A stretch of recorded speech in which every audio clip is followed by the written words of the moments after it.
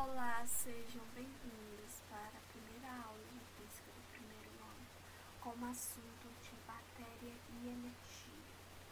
Meu nome é Alvina e vamos lá. Antes de saber o que é matéria, a gente precisa saber o conceito simples que é física.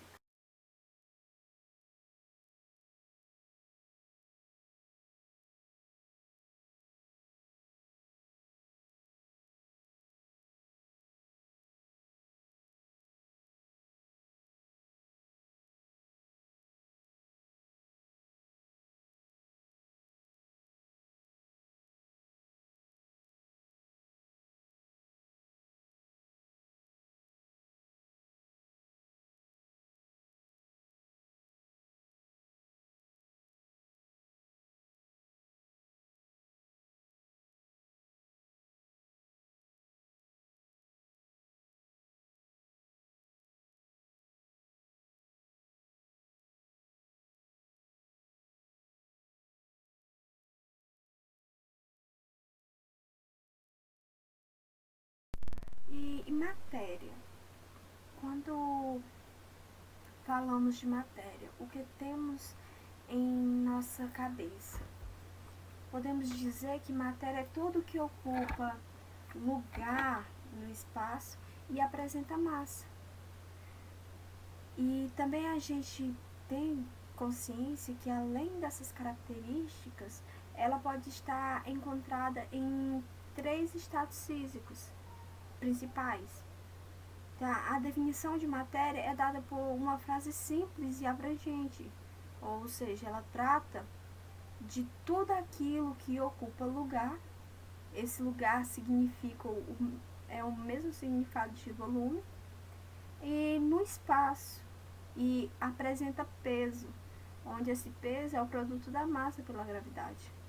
Algum exemplo de matéria são as árvores, as bactérias, o ar, nós seres humanos, a água, a mesa, o celular que você está vendo isso, o computador, veículo, pneu, boneca, lápis, caneta. Isso é uma matéria, certo? Podemos citar milhares de exemplos, mas em resumo, a matéria é tudo aquilo que ocupa lugar no espaço. E a composição dessa matéria? Como é feita a composição da matéria? De uma forma geral, toda matéria é formada por uma unidade estrutural básica. Ela é denominada como átomo, que apresenta a seguinte composição: o núcleo, que ele é composto por prótons e nêutrons, os prótons, onde são as partículas com cargas positivas, os prótons,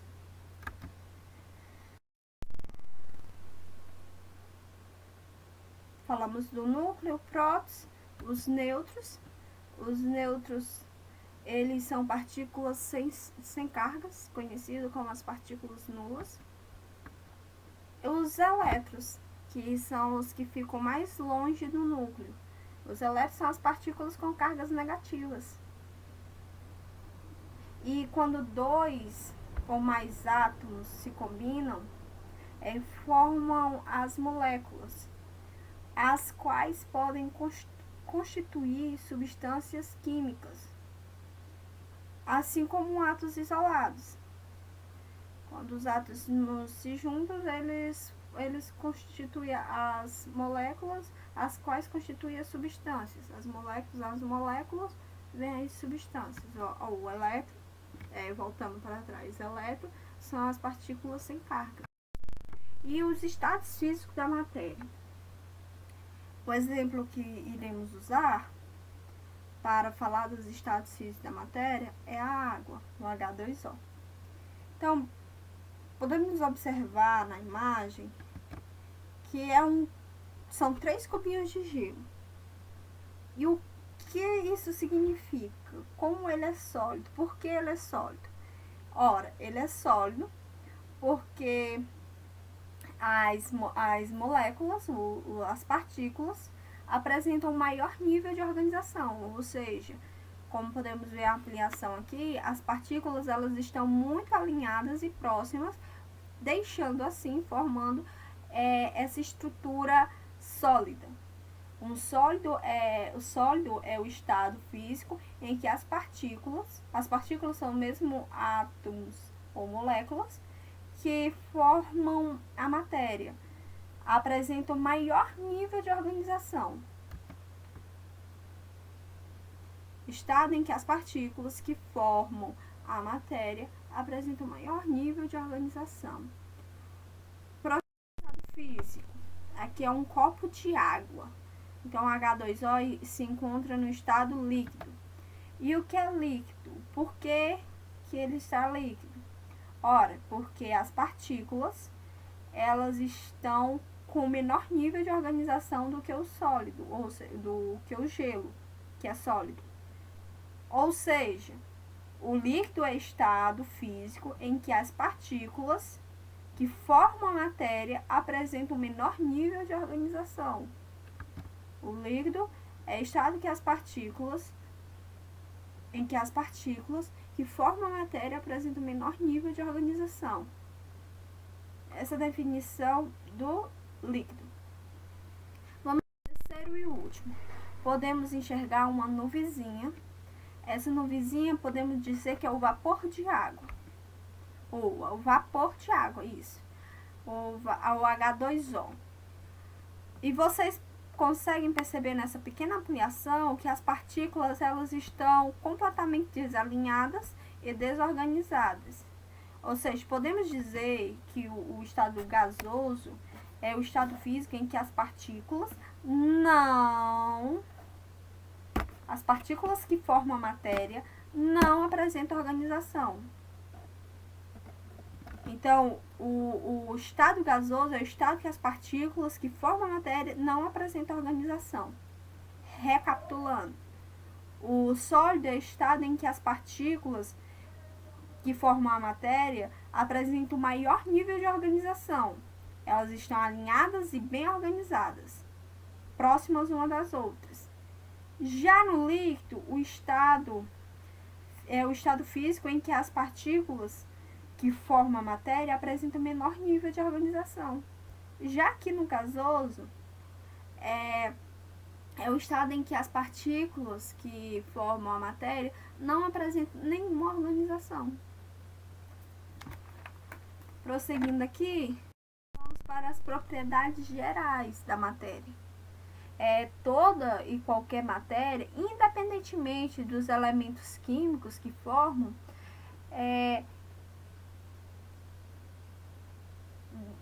dá de apresentar as propriedades específicas a seguir. Primeira propriedade é a elastibilidade. É a propriedade que a matéria apresenta um estado sólido. Quando é submetida a uma força elástica extrema, sem que suas estruturas sejam rompidas, certo? E quando essa força cessa, a matéria volta à sua forma original. Um exemplo no dia a dia é a xuxinha que a gente prende o cabelo. Sua mãe, sua irmã ou você mesmo usa uma xuxinha e ela é pequenininha, você estica ela, amarra o cabelo. Quando você solta o cabelo, ela tira o excesso de força, né, que o cabelo tem nela, e ela volta ao tamanhozinho original. Podemos ver também que ao longo do tempo ela vai perdendo essa elasticidade, essa facilidade de se esticar e voltar ao normal. Então, tudo aquilo que estica e volta ao normal, ela tem essa propriedade que é a elastibilidade. Que é a propriedade que a matéria apresenta no estado sólido, quando é submetida a uma força elástica extrema, ou seja, quando puxamos dos dois lados, ou ela está firme de um lado e a gente puxa do outro, e ela cresce, entre aspas, e depois, quando soltamos, ela volta ao tamanho original, certo? Sua forma original. A próxima propriedade é a propriedade da compressibilidade. É quando uma porção da matéria no estado gasoso é submetido a uma compressão e passa a ocupar um volume menor. Como podemos ver o exemplo na figurinha. Está um copo vedado e o gás dentro, ele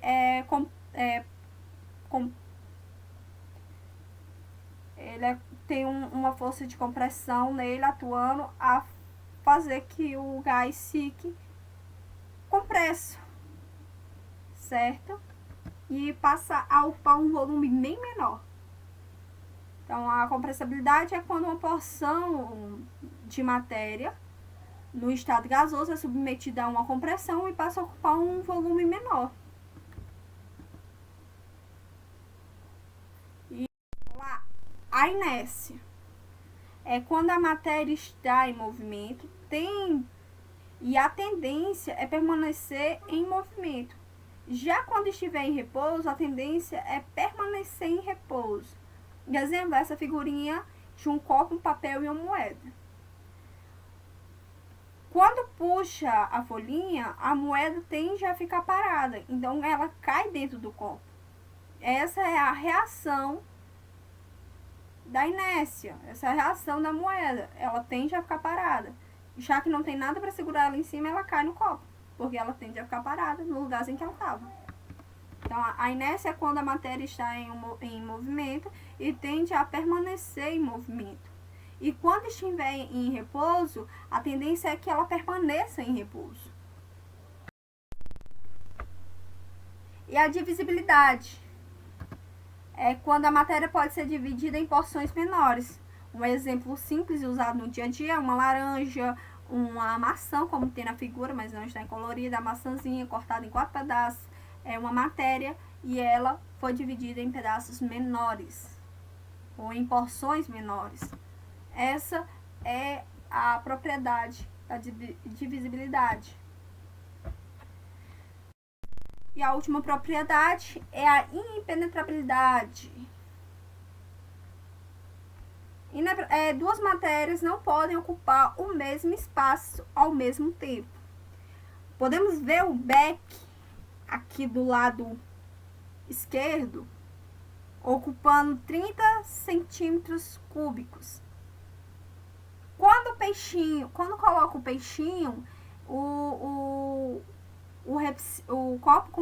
Beck passa a marcar 45 centímetros cúbicos.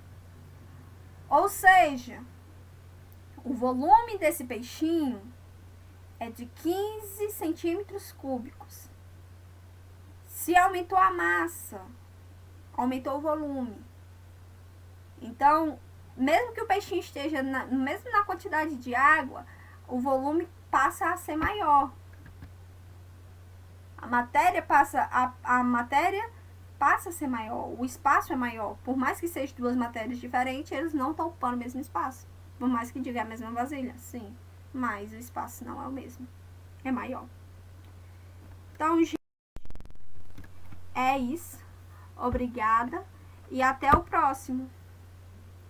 Que continuaremos a falar sobre matéria e energia. No próximo já falaremos de energia. Obrigada.